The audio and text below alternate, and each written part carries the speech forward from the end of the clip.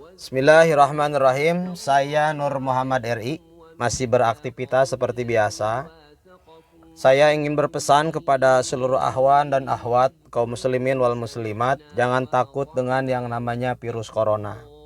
Bukan berarti kita harus menyombongkan diri dengan tidak takut bahkan menantang terhadap virus, tetapi yang sifatnya berlebihan itu tidak baik dan tidak dianjurkan oleh Rasulullah Shallallahu Alaihi Wasallam. Dalam kondisi panik apapun kita ingat tarbiyah Rasul kepada Abu Bakar pada saat Rasulullah Shallallahu Alaihi Wasallam menjalankan hijrah dari Mekah ke Madinah. Rasulullah Shallallahu Alaihi Wasallam berpesan kepada Abu Bakar, ya Abu Bakar, la takhaf wa la tahzan, innallaha ma'ana. Wahai Abu Bakar, janganlah engkau takut, janganlah engkau bimbang, resah dan gelisah. Allah Subhanahu wa taala selalu menyertai kita. Tentunya dengan konsep keimanan kepada Allah Subhanahu wa taala. Dengan adanya virus corona bukan berarti justru sebaliknya kita semakin jauh dengan Allah, tetapi kita harus lebih dekat dengan Allah. Yang harus kita garis bawahi, virus itu adalah makhluk Allah. Tidak mungkin dia bergerak kalau tidak disuruh oleh Allah Subhanahu wa taala. Kemudian Rasulullah Shallallahu Alaihi Wasallam pun sudah mengingatkan kepada kita dan kita semuanya jangan takut, karena yang namanya manusia semuanya akan mati. Tidak harus dengan corona mati itu. Banyak penyakit-penyakit lain ataupun cara-cara atau dalam kondisi yang berbeda manusia itu bisa mati. Artinya dengan adanya virus corona seakan-akan ini adalah satu-satunya penyebab kematian massal bagi seluruh umat manusia. Tidak. Kita lebih mendekatkan diri kepada Allah Subhanahu wa taala karena kita yakin makhluk ini tidak akan bergerak terkecuali digerakkan oleh Allah Subhanahu wa taala. Manusia itu memiliki dua penyakit yang merupakan fitrah. Kata Rasulullah sallallahu alaihi wasallam, qala Nabi, isnani, ada dua hal yukrahu yang dibenci Ibnu Adam oleh anak Adam atau oleh manusia. Yang pertama adalah yakrahul maut. Yang kedua adalah hubud dunia. Hubud dunia wa karahiyatul maut. Cinta dunia dan benci dengan kematian. Cinta dunia, banyak sekali orang mengejar dunia sampai melalaikan urusan akhirat. Seakan-akan dunia ini akan menyelamatkan dia di akhirat. Tentu dunia akan menyelamatkan di akhirat kalau caranya benar. Tetapi kalau misalkan dunia ini melupakan akhirat, nah itu justru yang sebaliknya akan mencelakakan manusia. Sehingga banyak sekali manusia yang tidak merasa nikmat di dalam menjalankan ibadah karena terganggu hatinya dengan urusan dunia. Dia bisa berjam-jam ngurusin dunia, tetapi dalam 5 waktu saja dia tidak mampu 1 jam berkomunikasi ala mukiman mirrobbi ala robbi, berdekatan dengan Allah, berdoa dengan Allah, melaksanakan ibadah dengan khusyuk kepada Allah Subhanahu wa taala. Yang kedua, kematian. Ini juga yang dibenci oleh manusia. Padahal yang namanya mati atau yang namanya meninggal ketika kita lahir itu sudah tercatat di dalam buku. Dimanapun, dengan kondisi apapun, kita pasti akan meninggal. Allah berfirman, kullun nafsin dha'iqatul maut. Semua makhluk yang bernyawa itu akan meninggal atau akan mati.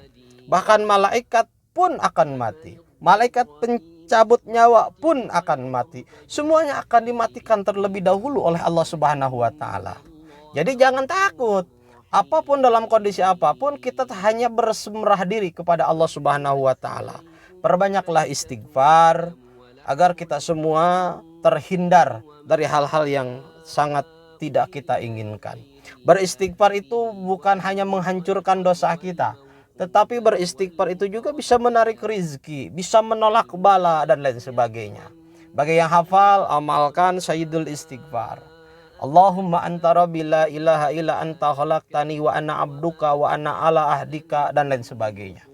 Yang tidak hafal, amalkan istighfar ba'da salat, astaghfirullahaladzim li wali walidayya wali ashabil huquqi wal jibatil alaya dan lain sebagainya.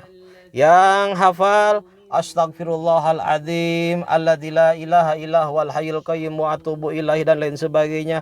Terus saja diperbanyak.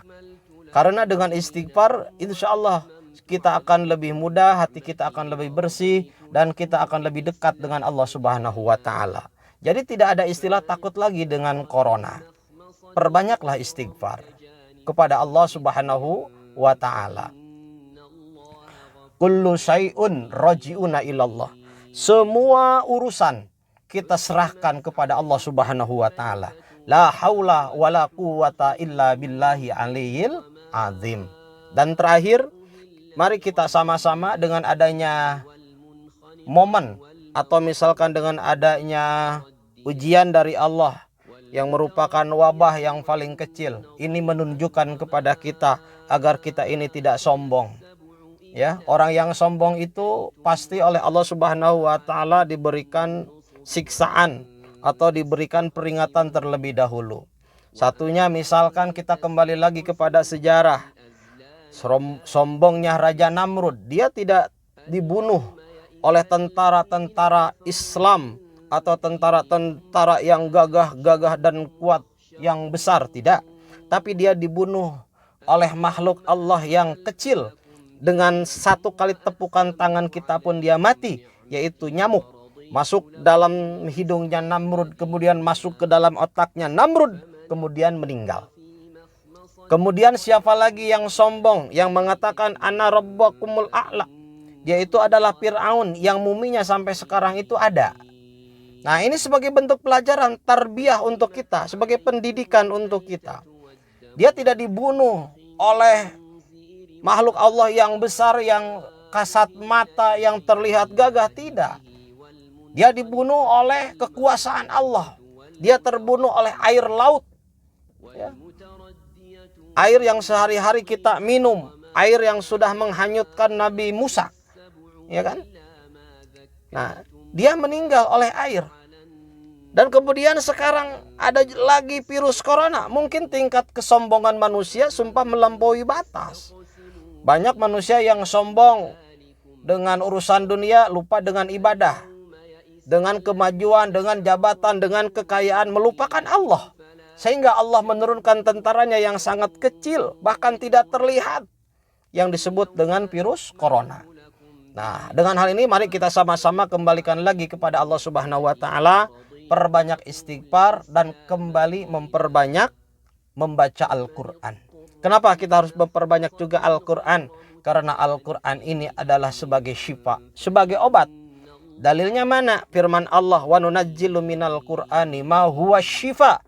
Al-Quran aku turunkan kepada kalian ini agar menjadi obat, agar menjadi rahmat. Ya, obat seluruh penyakit, penyakit hati, penyakit apapun itu. Al-Quran itu adalah sebagai obat. Makanya kita sama-sama. Mungkin kemarin kita lalai karena sibuk bekerja dan lain sebagainya, sama sekali tidak konsisten di dalam membaca Al-Quran. Bahkan pemerintah sekarang menganjurkan untuk bekerja di rumah 14 hari. Ya, gunakan 14 hari ini untuk meruqyah kita, untuk beribadah kepada Allah agar lebih dekat lagi dengan Allah Subhanahu wa taala. Mudah-mudahan ada manfaatnya. Sekali lagi, jangan takut dengan virus corona. Selalu takutlah kepada Allah, selalu bertawakallah kepada Allah. Haitsuma kunta, dimanapun kita berada, maka kita harus menjadi pribadi-pribadi yang senantiasa bertakwa, selalu merasa tersisitipi oleh Allah Subhanahu wa taala. Ihdinas siratal mustaqim, wallahu muwaffiq ila aqwamit thoriq. Wassalamualaikum warahmatullahi wabarakatuh.